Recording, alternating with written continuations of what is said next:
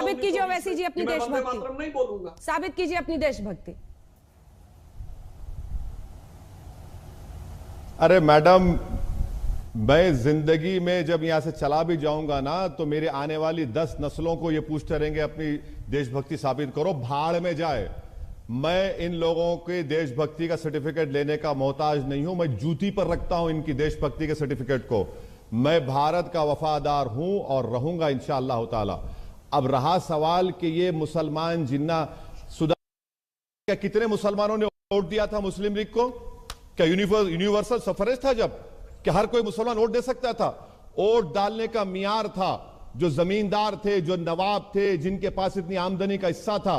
सुधांशु जी, उन्हीं लोगों ने वोट दिया और वो पाकिस्तान चले गए। ये आप क्यों नहीं बताते बार बार? ये आप हिस्ट्री को आधा चाप लेते हैं और आधा बताते हैं। अगर मुसलमानों को इख्तियार होता तो कोई साथ नहीं देता था जीना का, जब वोट डालने का इख्तियार ही नहीं था। मुझे आपसे सिर्फ इतना ही कहना है कि जब आप किसी मुसलमान को देखते हैं तो आप अपनी सोच को बदलिए। और भारत के संविधान में फ्रीडम ऑफ एक्सप्रेशन है मेरे पास, और आप यकीनन अपने मजहब पर चलिए, सरस्वती वंदना पढ़िए, वंदे मातरम पढ़िए, मगर आप इस बात को समझिए कि किसी को आप फोर्स नहीं कर सकते। जहां पर नेशनल एंथम का मामला आएगा हम खड़े रहेंगे। जहां पर मेरे बाजू अगर कोई खड़े होकर बोलेगा भारत माता, मैं उसकी इज्जत करूंगा। जहां पर मेरे साथ कोई खड़े होकर बोलेगा वंदे मातरम पढ़ूंगा, मैं बराबर खड़े रहूंगा। मगर अगर आप ये बोलेंगे कि नेशनल एंथम से हटके हम आपके गले पे रख देंगे, आप गरिए क्यों करेंगे? फ्रीडम ऑफ एक्सप्रेशन नहीं है भारत में? खत्म हो गया क्या? क्या मोदी की हुकूमत आई तो क्या किम जोंग की हुकूमत आ गई? क्या संविधान खत्म हो गया? सुधांशु जी, तारीख को पढ़ लीजिए और तारीख को पढ़ के कहिए, वो जिन्ना थे वो भाग गए पाकिस्तान को। हमको भारत से हमेशा मतलब था।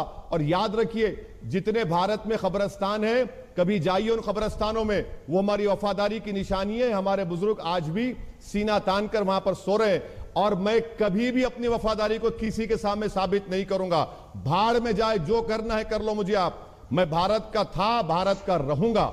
मुझे किसी की सर्टिफिकेट की जरूरत नहीं है। ये कब तक देंगे? कि आप दुकान खोल के बैठे हैं? आप नेशनलिज्म का सर्टिफिकेट देंगे, कांग्रेस सेकुलरिज्म का देगी? भाई साहब, ये दुकान मत चलाइए, देश चलाइए। दिल्ली के बाहर किसान तड़प रहा है सर्दी में, क्यों किसान आया है? आप लोगों की हिम्मत नहीं है किसानों के मसाइल को हल करने के लिए। आप देश के किसानों को बर्बाद करना चाह रहे हैं, और असदुद्दीन ओवैसी से कह रहे हैं अपनी साबित करो। मैं हरगिज नहीं साबित करूंगा, ना मुझे जरूरत है आपकी। सुधांशु जी, देखिए